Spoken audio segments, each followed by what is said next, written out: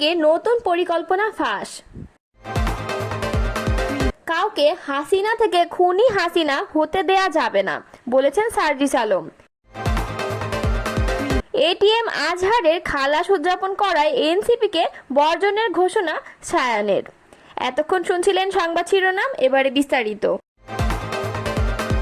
জাতীয় নাগরিক পার্টির উত্তরাঞ্চলের মুখ্য সংগঠক সার্জিস আলম বলেছেন, একটা মানুষ খারাপ হতে হতে কি হয় তা আমরা হাসিনার কাছ থেকে দেখেছি। কাউকে হাসিনা থেকে খুনি হাসিনা হতে দেওয়া যাবে না। আগামীর বাংলাদেশ বিনির্মাণে দুর্নীতি, অন্যায়, অবিচার, হত্যা, গুম বন্ধে সবাইকে ঐক্যবদ্ধভাবে রাজনীতি করতে হবে এবং প্রতিরোধ গড়ে তুলতে হবে। আর ফ্যাসিস্ট নয় কোনো তাবেদারের তাবেদারি। আগামীর নির্বাচন হওয়া উচিত ফ্যাসিবাদের দোসরদের মূলোৎপাটনের নির্বাচন। মঙ্গলবার রাতে দিনাজপুরের পার্বতীপুর বাস টার্মিনালের গোল চত্বরের এক পথসভায় তিনি কথা বলেন। পরে বুধবার দিনাজপুরে কয়েকটি পথসভায় সার্জিস আলম বলেন, স্বাধীনতার 54 বছর পরও ভোটাররা মার্কা দেখে ভোট দিলে বাংলাদেশের পরিবর্তন খুব বেশি সম্ভব নয়। যে লোকটা ভালো কাজ করে, আপনাদের পাশে থাকে, তার যদি বড় কোনো মার্কা নাও থাকে তাকেই আপনারা জনপ্রতিনিধি হিসাবে বেছে নেবেন। তিনি বলেন, রাজনৈতিক উদ্দেশ্য প্রণোদিতভাবে মামলা বাণিজ্য চলছে। কোনো একটি রাজনৈতিক দল ইচ্ছা করে অন্য রাজনৈতিক দলের নিরপরাধ মানুষকে হয়রানি, টাকা আত্মসাৎ ও চাঁদাবাজির জন্য মামলা বাণিজ্য শুরু করেছে। এ মামলা বাণিজ্য চলতে দেওয়া যাবে না। এদিন দুপুরে এনসিপির বিরল উপজেলা শাখা কার্যালয় উদ্বোধন ও বকুলতলা মোড়ে পথসভায় সার্জিস বলেন, গত 16 বছর উত্তরাঞ্চলকে অধিকার বঞ্চিত করে রাখা হয়েছিল। দক্ষিণাঞ্চলে একটি পৌরসভায় যে উন্নয়ন বরাদ্দ দেওয়া হতো, উত্তরাঞ্চলে একটি জেলায় সেই পরিমাণ বরাদ্দ দেওয়া হতো না। দক্ষিণাঞ্চলে একটি এক্সপ্রেসওয়ে করতে যে পরিমাণ বরাদ্দ দেওয়া হতো, উত্তরাঞ্চলের পুরো রংপুর বিভাগে সেই পরিমাণ বরাদ্দ দেওয়া হতো না। এই উন্নয়ন বৈষম্যের মধ্য দিয়ে বিগত এক যুগ অতিবাহিত হয়েছে। তিনি বলেন, উত্তরাঞ্চলে কোথায় কি সমস্যা সেগুলো রাজপথ থেকে মাঠে ঘাটে হেঁটে দেখে সমস্যা থেকে উত্তরণের জন্য আমরা সংশ্লিষ্ট মন্ত্রণালয়ের উপদেষ্টার কাছে বলবো। তিনি বলেন, আমরা আমাদের জায়গা থেকে মনে করি আগামীর বাংলাদেশে যারা নেতৃত্ব দিতে চায় তাদের আগে দেখতে হবে মানুষ কি চায়।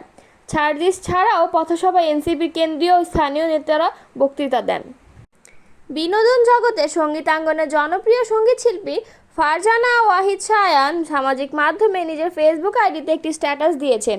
জাতীয় নাগরিক পার্টির সমালোচনা করে তিনি ক্ষোভ প্রকাশ করেছেন।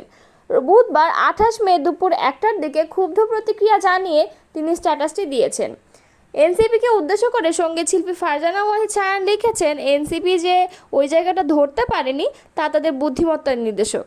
তারা নতুন দেশ গড়ার কথা বলে নিজেদের ভোটের জন্য জামায়াতকে বুকে টেনেছে বলে মনে হয়। আবার তাদের আরেকটি সঞ্চয় হলো আওয়ামী ঘৃণা। তিনি বলেন, আজকে দেশে অনেক অন্যায় ঘটছে, তাদের সেসবে হেলদোল নেই, কিন্তু জামায়াত আর আলবদরকে ভালোবাসায় তারা আগুয়ান। ধন্যবাদ এই স্বচ্ছতার জন্য। এ সঙ্গীত শিল্পী বলেন, জামায়াতের সঙ্গে হাত মিলিয়ে কোলাকুলি করে ভোটের রাজনীতি করতে গিয়ে এই দেশে কিছুদিন আগেই একটা বড় দলের ত্রাহি মধুসূদন দশা হয়েছিল। আওয়ামী এমন নতুন ধারাবাহিক গুরুতর পাপকর্ম করেছে দেশের মানুষের বিপক্ষে যে সেই দলের গুরু পাপকে ভুলিয়ে দিয়েছে প্রায়। নতুন দল এনসিপির সার্জিসরা, হাসনাতরা প্রথম থেকেই তাদের রাজনীতি পরিষ্কার করে দিয়েছে। তিনি বলেন, ধন্যবাদ, সেই হিসাবে দেশের মানুষের, আমাদের মতো সাধারণ মানুষের অনেক সুবিধা হলো। দিনের শেষে ভোটেই তো দাঁড়াতে হবে আপনাদের। জামায়াতকে বুকের সঙ্গে আগলে রেখে রাজাকারের বেকসুর খালাসকে উদযাপন করে আপনারা আমাদের ভোট চান? বিবেকবান স্বাভাবিক সাধারণ মানুষের। শায়ান বলেন, 71-এর পর জন্মেছি বলে কি জামায়াত চিনি না, আলবদর চিনি না, বীরাঙ্গনার ব্যথা বুঝি না? এই দেশের ছোট বাচ্চারাও ইতিহাসবিদদের মতো দিন তারিখের রেফারেন্স দিয়ে জামায়াতের জন্ম ইতিহাস বলতে পারবে না হয়তো, কিন্তু জামায়াত কি, তাদের আদর্শ কি, তারা এই দেশের মানুষকে নিয়ে কি করতে চায় তা আজকের সকালে জন্ম নেওয়া বাচ্চাটাও কালকে বিকালের মধ্যে শিখে যায়। তিনি আরও বলেন, আমি প্রতি মুহূর্তে নিজের রাজনীতিকে পরিবর্তন করার পক্ষে। আজকে যাকে ভালো লাগছে কালকে তাকে ছুঁড়ে ফেলে দিতে দ্বিধা করি না মাটির প্রশ্নে। সেই হিসাবে আমরা রাজনৈতিক ঈমান খুব তরল এবং সেটাই আমি চাই। এ সঙ্গীত শিল্পী বলেন, নাহিদরা যখন বুক পেতে দিয়ে গিয়েছিল গত জুলাইতে, ওদের জন্য ভালোবাসা ছিল, সমর্থন ছিল। সেদিন সেটাই ছিল আমার রাজনীতি। ওদের সেই মৃত্যু মুখে দাঁড়ানো, সেটাকে সেই সময়ের সত্যিকারের দেশপ্রেম আর মানুষের প্রেম, মাটিপ্রেম মনে হয়েছিল। তার জন্য আমি একটুও দুঃখিত হব না কোনো দিন। আমার সেই দিনের সমর্থনের জন্য আমি কোনো দিন অনুতপ্তও হব না, নেভার। সায়ান বলেন, গত কয়েক মাসে তাদের অনেক আচরণ, অনেক কিছু দেখতে পাচ্ছি। আজকে সেই একই দলের ছেলেমেয়েরা যে আজহারের বেকসুরের খালাসকে উদযাপন করলো, আনুষ্ঠানিকভাবে তাদের সমর্থন করলো, তা আমি, নাদিরা এবং ইয়াসমিনের অন্যায়ভাবে বদলির বিরুদ্ধে একটা কথাও বলল না এই দেশের একজন মানুষ হিসেবে, এটাই আমার আপাতত রাজনীতি, যে এরপরই নতুন দলটিকে আনুষ্ঠানিকভাবে আজকে থেকে বর্জন করলাম। তিনি বলেন, এইটুকু করার কথা ভেবেই নিজের অশান্ত মনকে আমি খানিকটা শান্তি দিতে পেরেছি।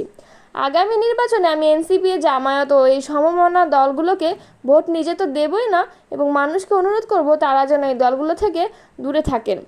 একজন একক ব্যক্তি হিসেবে এটাই আমার সাধ্য। I will never support NCP, এ কথা বলেন সঙ্গীতশিল্পী সায়ান।